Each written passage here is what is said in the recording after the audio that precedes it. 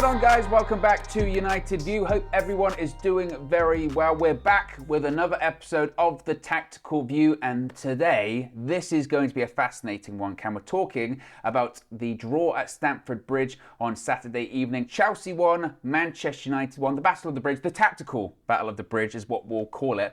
Cam, let's start off talking about Chelsea, how they lined up. We're going to talk about a lot of things, how they changed, how we adapted, how we reacted. But let's start off with how Chelsea lined up. What have you got for us? Yeah, so obviously this didn't last too long because the immense tactical battle was initially won by Erik ten Hag because he said in his pre-match interview he'd played against Graham Potter before, sort of knew what to expect, and he prepared the team brilliantly for it. But either way, Chelsea started the game in a 3-4-3. Obviously, looking at that team there, the weak links that you think of immediately, Cucurella is one that you're going to have to target. Yeah. I think in terms of other things, obviously, you know, Azpilicueta, Jorginho, Thiago Silva, not the quickest at covering ground, so if you can make them suddenly have to cover large spaces, that's where you can possibly get some joy. And in terms of the front three, obviously Mason Mount's been in decent form, but Sterling always seems to struggle against Man United. And Aubameyang, I mean, honestly, I wasn't really expecting much from him going into the game, and well, delivered. Yeah. Or didn't. Did he play? I don't know. Who knows? Yeah, Who knows? exactly. But also as well, actually, particularly you talk about things to touch on. When you do look at it like this right-hand side here, it does feel like a missed opportunity that we didn't exploit enough. You've got Azpilicueta here playing a right wing back of sorts, but we know his mobility issues in his pace. Exactly. And also Chalobah as well. You just, in retrospect now, would that have been better for us to really attack that area there, do you think? I think so, but I think, to be honest, looking at some of the looking at the way we played, I think we did target that side quite a lot, and it was quite useful actually. That Luke Shaw, who's one of our best technical players, and we did really see it today. He had a lot of joy on that left-hand side. So if you look at this graphic here, it shows the Manchester United attacking sort of areas of the pitch, and you can see that a lot of our attacks did come down that left-hand side, particularly in sort of the middle third area. We had a lot of possession, a lot of activities there, and that was mainly through Luke Shaw's actions. So if you see this now, which is Luke Shaw's heat map, he had a lot of joy, got on the ball a hell of a lot, was really involved, and he was key for Manchester United, especially in that opening half an hour. Yeah, so why did it all work, do you think, for us against that system? You mentioned before that realistically, that first 30 minutes, the domination that Manchester United had is somewhat unprecedented against a top six side away from home. Certainly, Erik ten Hag wants to dominate possession, wants to have his team controlling the blade, controlling the ball. We had that in spades in the first half, and not only that, created so many chances. So why did it work for ten Hag, do you think? So for me, what I think was really interesting from Erik ten Hag is that he's noticed there's a nuance. Obviously, there's a difference between sort of pinning teams back and also trying to draw them out. And a lot of times, people say that when you play against a back three or a back five, the way you can make sure you win the game is by pinning their wing backs back as deep as you possibly can and then just exerting pressure. Because if the wing backs are deep, there's often no out ball. It makes it a lot harder for the opposition team to get out. But the counterpoint to that is that if you do pin their wing backs back, you basically end up compacting the play in the final third. Because what it means then is that you've got so many bodies in this sort of area from the defending team that really it is quite difficult to break through. So what Ten Hag did and what United did was, rather than trying to force that as much as possible, we actually went the opposite way and tried to drag the Chelsea players as high as we possibly could instead. So what you saw when United were building out from the back, instead of having sort of Dalot trying to push on and really create a front five, and same with Luke Shaw to pin them back, rather than that, what we actually did was we dropped these guys deeper and a little bit narrower as well. And what that did was it tried to invite the Chelsea players to come and press us. And obviously then if Chilwell and Azpilicueta get up the pitch, then all of a sudden the back three of Chelsea are left in a 3v3 there. And so if you can get the ball to players with good technical ability, this is a big amount of space for Azpilicueta to cover. Yeah. So by the time, as long as there's a good pass out to Luke Shaw, and whether it was De Gea or it was Martinez, oftentimes they were good passes. Sometimes when De Gea went for those really big loopy ones, you could see Shaw was under instant pressure. Yeah. But if those passes were good, if they were hit appropriately, Shaw had time and space to pick out a forward pass and get the ball into those sorts of areas. So it was really nice to see from Ten Hag that he's thought of actually, rather than sort of compacting the play in the final third and making it hard for us to actually break through and try and create and score a goal, if you can drag the Chelsea players up the pitch, there'll be a bit more space in behind to exploit. So that was really good, and I think it worked quite well for United. Yeah, because you also saw in that first 30 minutes or so, if they had the ball, let's say up here, and they're meant to be playing out from the back, yes, they might actually beat this initial press, but once it got into here, or once it got out here, we were already surrounding them once again, weren't we? And we'd win it back immediately. And actually, I was really impressed by Manchester United's pressing, which, look, historically, we're not really known as a pressing side. Under Ten Hag, he wants to be a pressing side. So just how impressed were you by actually, like you said, dropping off a little bit deeper, but in actuality, when they did have the ball higher up the pitch here, how impressed were you with actually our pressing and how well we did? Yeah, so I think there's definitely other aspects to that. Now, what I'll do first, we'll come back to the pressing in a minute, but you mentioned when we get higher up the pitch. Now, this deeper thing of sort of trying to draw them out did work at times, but obviously, when you do manage to get the ball higher, these wing backs are going to get drawn in. And what we managed to do really, really, really well actually was that for some reason, I think it's probably because of the threat Anthony's been carrying recently and sort of the gravity that Sancho has. Obviously, everybody knows he likes to link up with other players, so he's going to need bodies around him. What they did was they managed to drag Azpilicueta and Chilwell really narrow. And what that did was that it meant that when we did get the ball forward, rather than, again, yes, it was difficult for these guys to break through, but what we saw was that the fullbacks, again, had quite a lot of joy. And you saw that with Luke Shaw's early shot, where he sort of carried the ball. Chelsea couldn't really shut him down. Dalot had a few good crossing opportunities, got in some nice positions. So in terms of possession side of things, United did really, really well for pretty much the whole game in terms of, well, pretty much the entire first 35 minutes. The whole game whilst Chelsea were in this shape. So it was drawing Chelsea out, and then when we did get forward and they did get back, we kept their defence really narrow and we had threat in those wide areas, which was pleasing to see. Obviously, you can say in terms of our chance creation, we weren't too keen to cross the ball too much. That was interesting. And yeah, maybe on a different day, with a bit more fluidity from Sancho, from Rashford, from Eriksen, who wasn't quite at his best. I think when you're playing in tight areas like they were forced to here, those 1 and 2 touch passes, the technique has to be fantastic. You've got to make sure everything is absolutely spot on technically. You can't be having loose touches because the ball will just get nicked off you. And that's probably what United were missing in terms of making that breakthrough in the opening 35 minutes. But tactically, you've got to say Erik Ten Hag got it absolutely spot on for those opening 35 minutes. Unfortunately, you could possibly say he got it a bit too spot on to the point Graham Potter sitting on the side. It was too obvious. It was so clear. Graham Potter had to change it. Because actually, if you do look at it here, once you see it, we said it during the match view at the time about how overrun they were getting in midfield, but you can see it right there. They've got 2 midfielders that are surrounded by what? There's 3 Man United midfielders there. If these players drop back, they're surrounded by what's that? 5, 6 players? Yeah, exactly. And again, I think if you mention sort of the tactical aspect, you've got to also bear in mind the sort of technical side of the players as well. Now, one thing we know about Lisandro Martinez is that he is absolutely brilliant at these line-breaking passes from the back, going into midfield and finding his players out wide.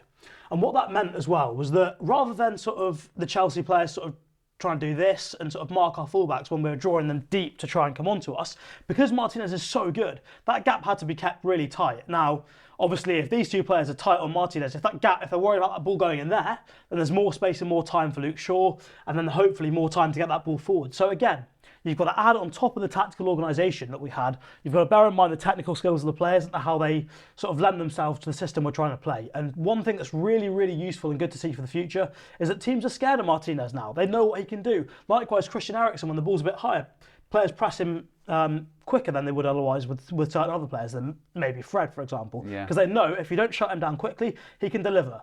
Now, it does mean if they're off their game, then things don't go quite so well. But, immense credit to Ten Hag. Yeah, absolutely. I think it's really interesting to your point there that actually he might have got it too right, because it's too obvious that Graham Potter went, well, obviously I've got to bring someone else in, I've got to switch it up. And again, it's interesting when you put it like that, because when you say about getting it too right, that just stresses the importance of you had to make it count in that 30 minutes. Because if you get it right in that 30 minutes, it doesn't matter about the changes that come later on. And in that 30 minutes, the pressing was fantastic as well. And what was really interesting, it was that, let's say Chelsea are playing out the back, and let's say they go down sort of Chalobah's side, this side. Now, something we've seen in the past when United are facing back threes, particularly under Ralph Rangnick, under Ole Gunnar Solskjaer, is that what we've seen, possibly the winger goes and presses the centre-back, and we see the full-back committing really early onto their wing-back, forcing straight away a long pass down here, which in previous seasons hasn't always been the easiest for Harry Maguire to defend, because obviously he lacks a bit of pace. If he's suddenly left covering that whole side of the pitch by himself, it's a bit of a struggle. This time, actually, interestingly, we didn't even do that. So what we did was we kept this nice front three here, in the sense of what we've got is a 3v3. So we've got the front three up against that back three for Chelsea, making it quite difficult. But what was interesting from there was that the Chelsea wingers in these situations often stayed quite wide and quite high, meaning that Luke Shaw couldn't really push on unless Martinez tucked round. So a lot of the time, we didn't actually do that. So what we did was we left their wing back here pretty much completely open. And obviously, if you're going to leave someone open in any area of the pitch, sort of widthways, right by the touchline is the best place to do it. Yeah. And also, in the situation, as long as there is enough pressure on that centre-back, it is really difficult for them to drill that pass in to the point where the wing-back's able to react and turn instantly. So as long as you make sure they have to chip it over the winger by them getting there quick enough, by the time that wing-back gets the ball, either the winger's on them or something's happened and Eriksen shifted across. So that was really nice to see. And I think that went right the way through the entire team, really, because at times we were able to vary it. So when we saw a few times, I think Sterling... don't know what's happened there, but Sterling switched over, came on this side, Mount was over there somewhere, and we saw Sterling dropping in at times. And what happened when that happened was that we reacted to it. We didn't just leave him there, because obviously if you leave him there, there's a free man there for an easy ball for the centre-back. So what we were able to do was just push on Martinez. He goes and gets involved, stays tight to him. Varane's tight there, Casemiro's tight there, and Luke Shaw can go there. So we reacted really, really nicely to pretty much whatever Chelsea threw at us when they were trying to play out from the back in those early stages. And even in situations where they played that ball to the wing-back, if this was all that was on, Jadon Sancho or Anthony tracked them really well and got back in to defend it. Yeah, because to your point, and it's kind of what I touched on earlier, that when they were playing out from the back here, they go for that ball over the top, but then you're really questioning, like, one, the ball has to be perfect, and the touch has to be perfect as well. And by the time they've got there, first of all, their touch, Chelsea were quite poor, actually, the first 35 minutes really as well. And we would just be all over them. And actually, when you look at, say, this midfield three here, you have got three players, including Casemiro, that their passing's good. Like, Casemiro can win the ball back and actually fire a ball to Anthony, to Rashford, to Sancho, and it worked. It worked. Yeah, exactly. As soon as we turned it over, we did create some chances. We did get the ball forward, some good opportunities there. And again, it's a continuation, I think, in the midfield area. If we just highlight that, I think that is a bit of a continuation of something we've seen in here in recent games. Obviously, last weekend we saw it, and we see it most games now, where United go man for man on the opposition's deepest midfielders. So in this case, they were only playing with two.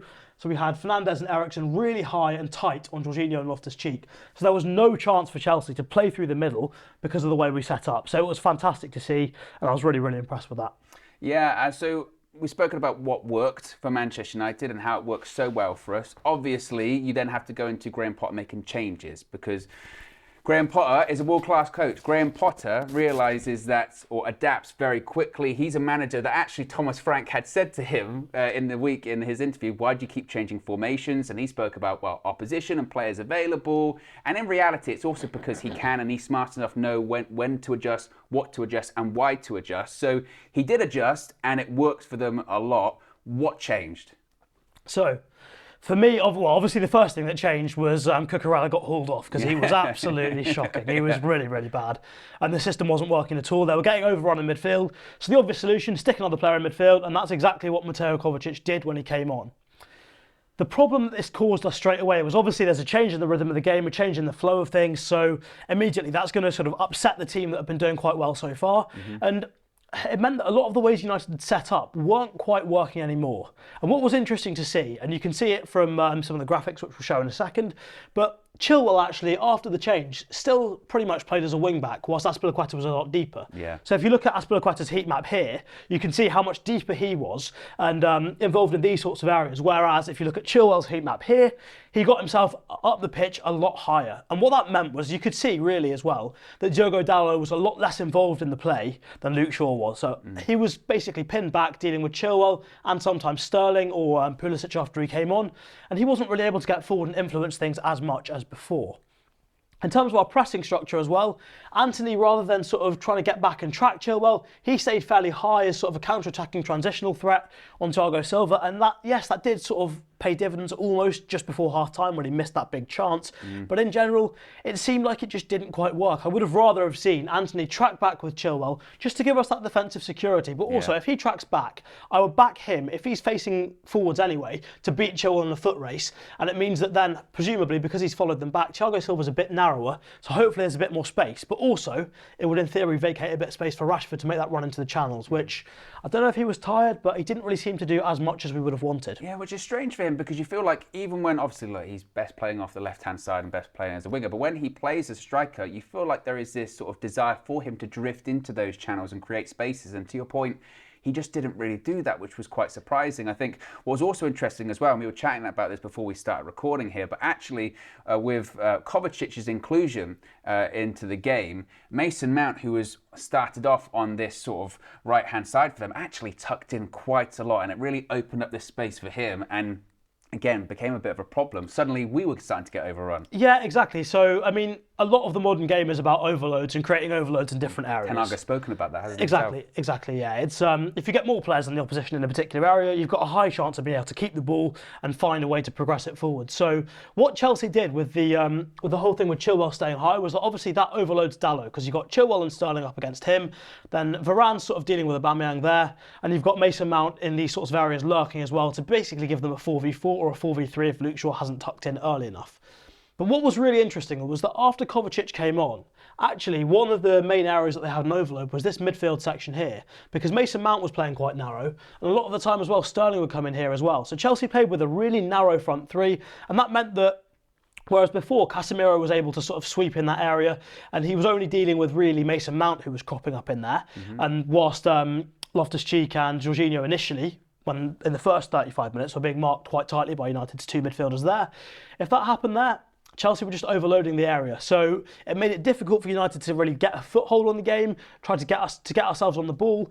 And what didn't help either was that I think the instructions Sancho and Antony had been given initially, or at least Sancho definitely, was to watch Azpilicueta rather than coming in here to help. So it made things a little bit tougher for us. And to be honest, I think from that point we didn't really recover. I think it's fair to say that Chelsea didn't really create too much with this overload because they couldn't really get the ball to Aubameyang, didn't really do too much. Yeah. Sterling wasn't offering that much threat, and Mount really wasn't offering much in the way of creativity. But it meant they could keep a lot more possession in this sort of area, and that gave us a little bit of a tough time, I'd say. Yeah, I think that's a really good point to point out, is that, we did get overloaded there, but it's not as if then Chelsea created so many chances and our backs were against the wall. If anything, it just stifled what we were doing. It just kind of leveled the playing field, as it were. Exactly, and I think one of the ways that United have dealt with these sorts of overloads in the past is that what we've done is pushed Martinez, for example, on to get really tight on Mason Mount. So there's one less player in that area. Maybe Rashford will come back, sit in there, or Antony or Sancho will get involved in that area to kill the overload. We've been really aggressive with it at times in the past.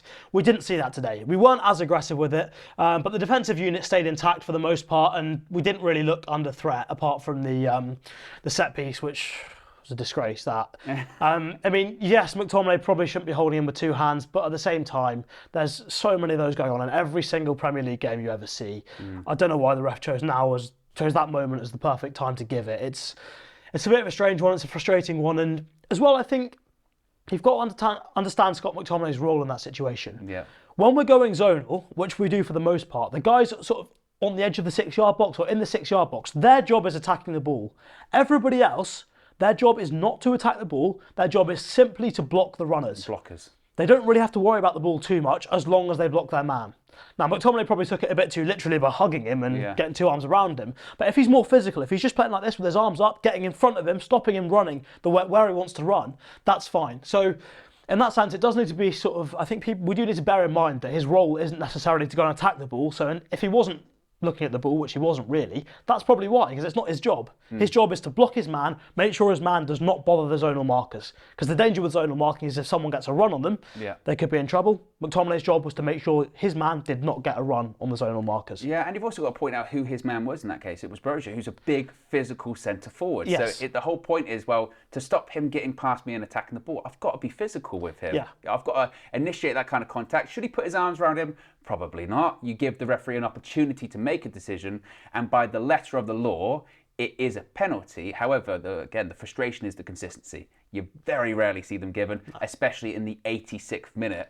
It's crazy. Game. It's crazy. It really is. Now, going back to this and this overload here, obviously we did see a change, which was Jadon Sancho. He got taken off for Fred. Yeah. And in actuality, is that, again, a good reflection, do you think, of Erik ten Hag really looking at that midfield overload and saying, look, Bruno Fernandes, who actually got shifted out to Sancho's position on that left-hand side. Is it someone of, yeah, you're going to be playing on the left, but we know in actuality your real game's coming in central. So again, it's just trying to even the odds, as it were, in that midfield area. Exactly that. So it was, Ten Hag said after the game what he was trying to do was get Bruno Fernandes in between the lines by making that sub. And what we saw, obviously, that, yeah, you know that Fernandes is going to drift infield. He will help to deal with that overload, which Sancho wasn't really doing. And I think it worked to an extent, but the problem was that him drifting infield, him coming out to the left, coincided with Rashford just losing all his energy. So that when he got the ball, rather than having a runner in front of him to look for, it was just very static, and it meant he had to do all the work himself, by which time Azpilicueta's back in position, Thiago Silva's back in, and the Chelsea midfield have recovered. I think, and what I wanted to see was that United go to a 4-4-2. I wanted to see possibly Antony taken off, because I don't think he was playing too well at the time. Eriksen and Bruno Fernandes wide to sort of, yes, they'll be creating, yes, they'll be offering threat in wide areas, but also they support this midfield area. And what I wanted to see there was, where is he? There he is. Anthony Elanga coming on. We'll drag Anthony out there. But I wanted to see Anthony Elanga and Marcus Rashford go man for man on those Chelsea centre-backs. Yeah. I think what the game was desperately crying out for towards the end was us being really aggressive, causing a bit of threat to these centre-backs. Look, Thiago Silva against Anthony Elanga, there's only one place he's going, and that is backwards towards his own goal. Yeah. And the more he backs off, the more Chalobah has to back off, the more Azpilicueta has to back off, Chilwell has to back off. We suddenly get up the pitch, and once we get up the pitch, then you get the likes of Fernandes and Eriksen being able to cut inside, start to create chances, get on the ball a little bit more, and then you've got a better chance of creating something. I think we were just missing that aggression from Ten Hag. That's the one thing I think he could have done, possibly should have done a little bit differently, was brought on Anthony Elanga earlier, because sometimes football is a simple game. All you have to do at times is turn the opposition, get them moving back towards their own goal, and change the emphasis of the game. Yeah. That's what Graham Potter did with his substitution, because all of a sudden there was an extra player behind our midfield to deal with. They've got to move back, and our team gets dragged back. This is what Ten Hag needed to do towards the end of the game. Just go really aggressive, push us up the pitch, and eventually hope that because we got up the pitch, we were closer to goal and we'd create something. I think that was the disappointing thing from my perspective. I wanted to see a bit more of that. And to be honest, Rashford, was it Rashford that came off? I think he stayed on. He came off from McTominay, didn't he, Rashford? Yeah. I think also as well, you did touch on this about you. I remember you saying during the match, but it kind of took me back. You said, actually, I wouldn't be opposed to going to a diamond at one point. Is that kind of what you're seeing here by you're saying, actually, you know what, if you dropped, I don't know who would be the 10 in this situation. Let's say for argument's sake, it's probably be Bruno Fernandes actually, wouldn't it? But then you had this sort of diamond like here. Yeah, with Casemiro deeper as well. Yeah, with Casemiro deeper.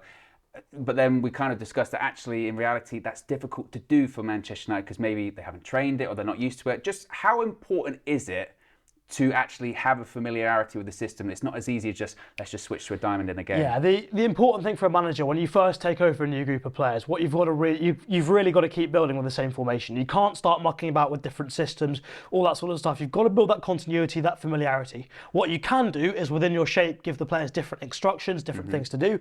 And we've seen that. Against the back four, in a normal game, Sancho and Antony will behave differently to the way they behaved against the back five today. In a normal game as well, possibly you see Dalot and Shaw getting a little bit higher up the pitch rather than getting so deep to drag the opposition players onto them. So you can change the instructions, try to change the behaviour of the players, but you can't be changing systems too much. But a couple of years down the line, as we saw from Ten Hag towards the end of his Ajax tenure, you can see him changing systems quite a bit, as long as the principles are in place. And as Graham Potter said himself, he was saying that he doesn't really mind about the formation because things are always fluid in game. The important bit are your principles of play, making sure that the players know when you want them to make runs in behind, runs short, and they're making the right decisions at the right times. That's not so much about numbers, sort of like, is it a 4-2-4, is it a 5-4-1, is it a 2-3-5, whatever you want to call it. That's about making sure the players are conditioned and coached in the right way to make the right decisions. So in a year's time, a year down the line, we might well see in this sort of situation, Ten Hag goes, well, you know what?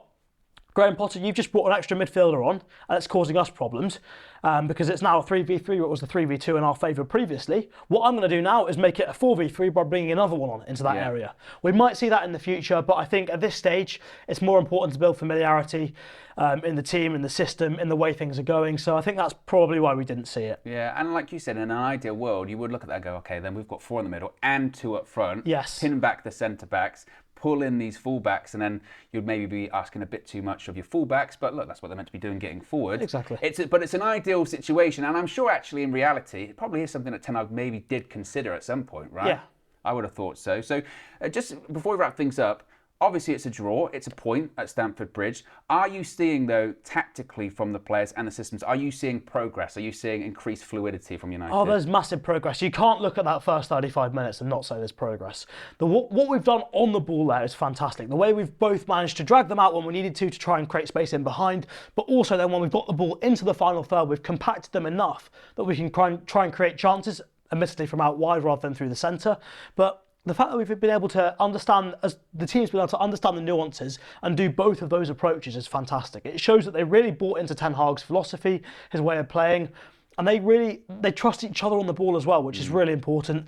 And I think beyond that, you look at the other phases of the game. We didn't look that weak in transition today defensively.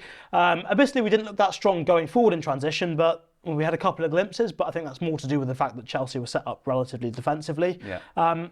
And in terms of when we were in our defensive shape as well, Chelsea didn't really break us down. They got a lucky penalty, let's be honest, that you may not get in any other game. I don't think we conceded any real big chances. So, look, Erik Ten Hag, another week, another massive step forward for United. Big win in the week, decent point today, although I would have liked to win it. But, another great step on the road towards, hopefully, a title contending team. There you go. Another step forward for Manchester United and Erik Ten Hag. A draw at Stamford Bridge, though. Let us know your thoughts on today's tactical view in the comment section below. Be sure to smash a like on the like button. Be sure to subscribe, bottom right-hand corner as well. Remember, you can join the UV Members Club too. Links in the video description. You get your badges, your emojis, your exclusive members-only content, the back catalogue to UV Raw as well. We'll be back with another tactical view next week, and we'll speak for you again very soon. Peace!